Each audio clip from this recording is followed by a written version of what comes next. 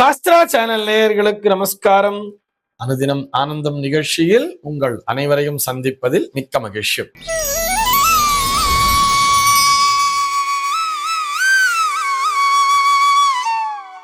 இன்று 31/3/2026 இந்த நாள் குறித்து பஞ்சாங்கம் என்ன சொல்றதுன்னு பார்க்கலாம் வாங்குவோம். இன்றைய தினம் விஸ்வாவசு வருடம் பங்குனி மாதம் 17ஆம் தேதி செவ்வாய்க்கிழமை. திதி பார்த்தோம்னா வளர்பிறை திரையோதசி திதி காலை 6:56 வரைக்கும் இருக்கு. அதனைத் தொடர்ந்து வளர்பிறை சதுர்த்தசி திதியானது வந்து விடுகிறது. இன்னைக்கு நட்சத்திரம் பார்த்தோம்னா பூரம் நட்சத்திரம் மதியம் 3:19 வரைக்கும் இருக்கு. அதனைத் தொடர்ந்து உத்திரம் நட்சத்திரம் என்பதும் வந்து விடுகிறது. மதியம் 3:19 வரை, அதாவது பூரம் நட்சத்திரம் இருக்கின்ற வரை இந்த நாளானது ஒரு சித்தயோகம் கூடிய நாளாக இருக்கிறது. அதனைத் தொடர்ந்து அமிர்த யோகம் என்பதும் வந்து விடுகிறது. இதுபோக பஞ்சாங்கத்திலே வரக்கூடிய யோகம் அப்படின்னு சொல்லி பார்த்தோம்னா இன்னைக்கு கண்டம் அப்படிங்கிற ஒரு நாம யோகத்தை கொடுத்திருக்கா. கரணம் பார்த்தோம்னா தைத்திலம் அப்படிங்கிற ஒரு கரணம் காலையில 6:56 வரைக்கும் இருக்கு. அதனைத் தொடர்ந்து கரஜை என்கின்ற கரணமானது வந்து விடுகிறது. இந்த நாளானது ஒரு கீழ்நோக்கு நாளாக அமைந்திருக்கிறது.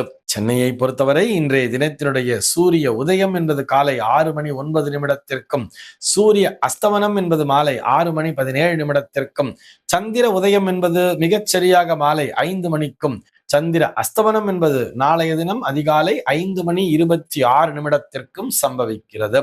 பிரம்ம முகூர்த்தம் பார்த்தோம்னா நாளைய தினம் அதிகாலை 4:33 முதல் காலை 6:08 வரையில் நீடித்திருக்கிறது.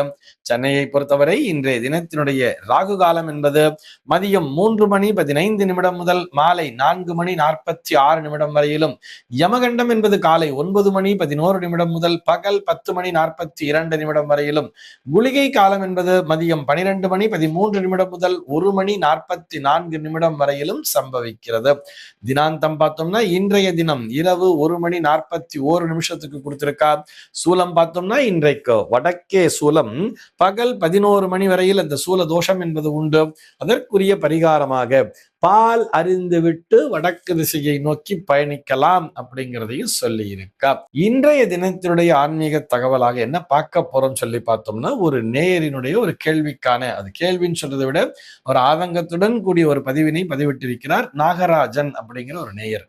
அவர் என்ன சொல்லியிருக்கான்னு பார்த்தோம்னா, மீடியா எனும் அரக்கனின் பிடியில் இந்த சமுதாயம் சிக்கி கொண்டிருக்கிறது அப்படின்னு சொல்லிட்டு இன்னும் கொஞ்சம் கீழே விரிவாக எழுதியிருக்கார். வயது வித்தியாசமின்றி இன்று எல்லோரும் மீடியாவின் பின்னால் அலைந்து கொண்டிருக்கிறார்கள். மீடியான்னு சொல்லிட்டு எது சொல்றாரு அப்படின்னு சொல்லி பார்த்தோம்னா யூடியூபு, ஃபேஸ்புக்கு, இன்ஸ்டாகிராம், வாட்ஸ்அப்னு சொல்லிட்டு எல்லோரும் இப்படி தொடர்ச்சியாக பார்த்துண்டா இருக்காளே, இது எங்க போய் முடியும்? வயது வித்தியாசம் இல்லாம வயசான தாத்தா பாட்டியிலிருந்து சிறு குழந்தைகளிலிருந்து எல்லோரும் இந்த இன்ஸ்டாகிராம், இந்த ஃபேஸ்புக்கு, அப்புறம் இந்த மாதிரி யூடியூப் இது மாதிரிலாம் பார்த்துட்டே இருக்காளேங்கிறது தான் அவருடைய ஆதங்கமாக இருக்கிறது. இது எங்க போய் முடியும்னு தெரியல. அதற்கு கிரகநிலைகள் காரணமா அப்படிங்கிறது அவருடைய சந்தேகமாகவும் இருக்கிறது. நம்ம அப்படியே எப்படி பார்க்கலாம்னு சொன்னா இதை நம்ம ஒரு பாசிட்டிவான ஒரு விஷயமாவும் எடுத்துக்கலாம் இல்லையா? அறிவியல் வளர்ச்சி என்பது ஒரு பாசிட்டிவான விஷயத்திற்குத்தான். ஆனால் அதற்கு பின்னால் ஏதோ ஒரு விஷயத்துல அடிக்ட் ஆறது அப்படிங்கிறது தப்பு தானே. இப்ப நான் பேசிட்டு இருக்கிறது கூட ஒரு யூடியூப் வாயிலாகத்தானே உங்களை என்னோட பேசிட்டு இருக்கேன்.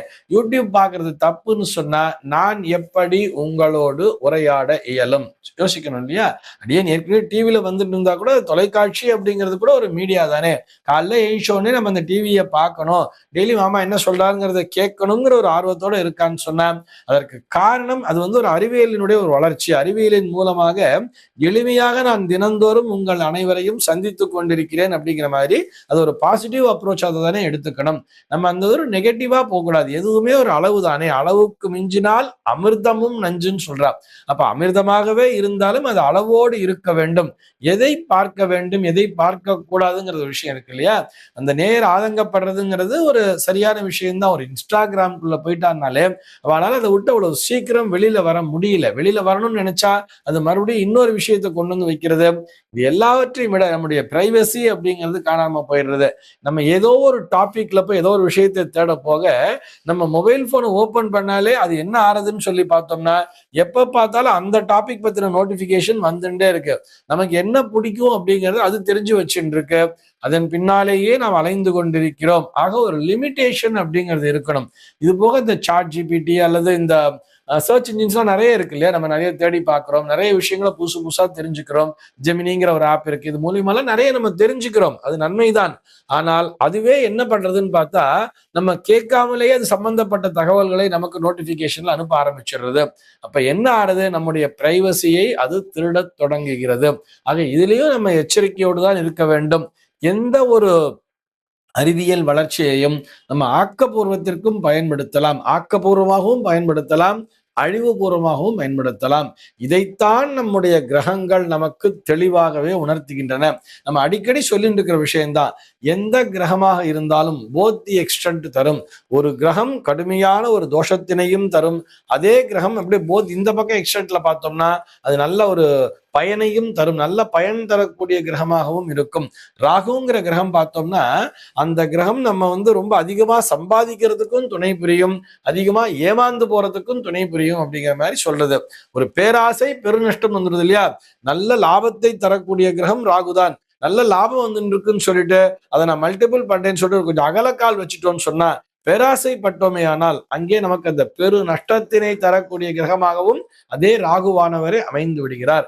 அப்படித்தான் இந்த அறிவியல் கண்டுபிடிப்புகள் அனைத்துமே இது பார்த்தோன்னா ஒரு புதன் ராகு காம்பினேஷன்ல தான் இருக்கும். அறிவியல் கண்டுபிடிப்புன்னு சொல்லி வந்துட்டாலே அது ராகுவும் அங்கே இடம் பிடிக்கிறது. அந்த ராகுவானவர் நமக்கு நல்ல அறிவினையும் தருகிறார். ஏன், எதற்கு, எப்படின்னு சொல்லி ஆராய்ச்சி செய்யக்கூடிய குணத்தினையும் தருகிறார். ஆனால் அது ஒரு லிமிட்ல இருக்கணும் இல்லையா? நமக்கான ஆன்சர் கிடைச்சிடுச்சா உடனே அந்த ஆப்பை விட்டு வெளியில வந்துடணும். நம்ம எதை பார்க்கிறோமோ, உதாரணத்திற்கு ஏதோ ஒரு சாங் நம்ம கேட்கணும் போல இருக்கு அந்த நேரத்துலன்னு சொன்னா அந்த ஒரு சாங்கை மட்டும் கேட்டு எழுதி வெளியில வந்துடணுமே தவிர தொடர்ந்து அது போன்ற பாடல்களை நம்ம காமிச்சுட்டே தான் இருக்கோம். நம்ம அதையே பார்த்துன்றதுதான் நம்முடைய செயல்படாமல் நாம் அதற்குள்ளாகவே முடங்கி விடுவோம் தானே. இதைத்தான் நம்முடைய கிரகங்களும் நமக்கு தெளிவாகவே உணர்த்துகின்றன. எந்த ஒரு சனியானவர் கடுமையான உழைப்பினை தருகிறாரோ அதே சனியானவர் தான் சோம்பல் தன்மையையும் கொடுப்பார். எந்த ஒரு சுக்கிரன் அதிகப்படியான செல்வ வளத்தினை தருகிறாரோ அதே சுக்கிரன் நம்மிடத்திலிருந்து இந்த செல்வத்தை அங்கிருந்து அகற்றவும் செய்வாருங்கிறதையும் நம்ம புரிஞ்சுக்கணும். எந்த குருவானவர் நமக்கு ஒரு நல்ல அறிவினை தந்து கொண்டிருக்கிறாரோ, நம்முடைய ஜாதகத்திலிருந்து ஒரு குருவினுடைய வலிமைங்கிறது இருக்குன்னு சொல்றதுனால நமக்கு நல்ல அறிவினை தந்து கொண்டே இருக்கிறாரோ அதையே நாம் தொடர்ந்து தவறாக பயன்படுத்தும் பொழுது என்ன ஆறுதுன்னு சொல்லி பார்த்தோம்னா அந்த குருவானவரும் நமக்கு துணை புரியாமல் நகர்ந்து விடுவார் அப்படிங்கிறதையும் புரிஞ்சுக்கணும்.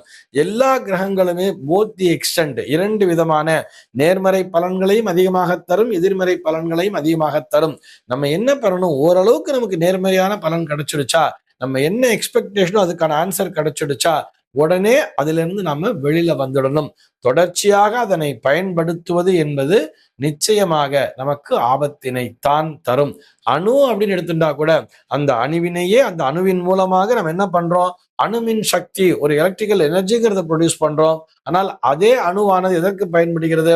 அணு ஆயுதம் என்கின்ற ஒரு அழிவிற்கும் பயன்படுகிறது தானே. இப்படி அழிவு பாதையை நோக்கி செல்லாமல் நம்ம ஆக்கப்பூர்வமான ஒரு சக்திகளுக்கு மட்டும் இது போன்ற அறிவியல் சம்பந்தப்பட்ட கண்டுபிடிப்புகளை பயன்படுத்தி கொள்ளும் பொழுது நிச்சயமாக நமக்கு வளர்ச்சிக்குத்தான் துணை புரியும். இந்த தகவலோடு இன்றைய தினம் உங்களிடமிருந்து நான் விடைபெற்றுக் கொள்கிறேன். மீண்டும் உங்கள் அனைவரையும் நாளைய தினம் ஒரு புதிய தகவலோடு சந்திக்கிறேன். அன்பர்கள் அனைவருக்கும் அனுதினமும் ஆனந்தமாய் அமைய பிரார்த்திக்கிறேன்.